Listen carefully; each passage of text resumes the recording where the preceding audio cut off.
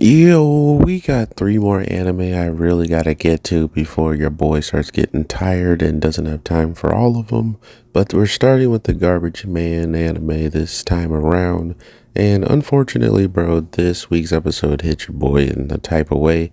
I was expecting this guy to pop off, and if it is truly over for him, it's gonna suck. But let's all be honest. We've seen the light go out of people's eyes before, and even his flame to his vessel went out. So it was two very clear symmetries that he is being taken out. But at the same time, we see someone in his past that we have no idea who they are, why he looks up to them, and if they had some kind of connection to the guy with the tattoos, and maybe that's why he likes him even more, is because he had a communication slash relationship with someone he mentored. Overall, battle was phenomenal, animation was phenomenal. We did take a lot of time talking about to the kid and trying to learn his birthday and whatnot, and then our garbage kid was over there talking about just how he doesn't trust them and he's not the same. So very small fleshed out stuff there, and overall still some good beats to think about for the future.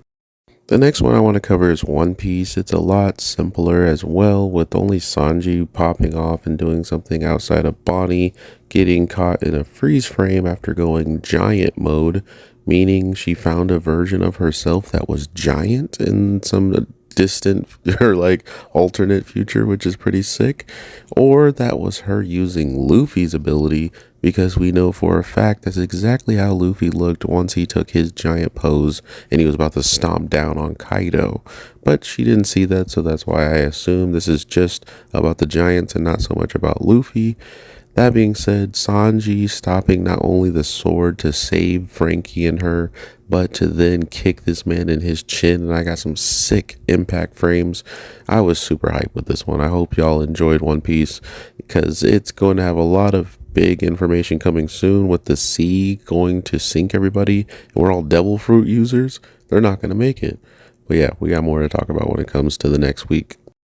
And I saved the best for last. One Punch Man had some of the most talking in it all this episode. Unfortunately, because it was getting nice and hype with the Ripper versus Garu, and just knowing that he was handling himself against not only one person but two.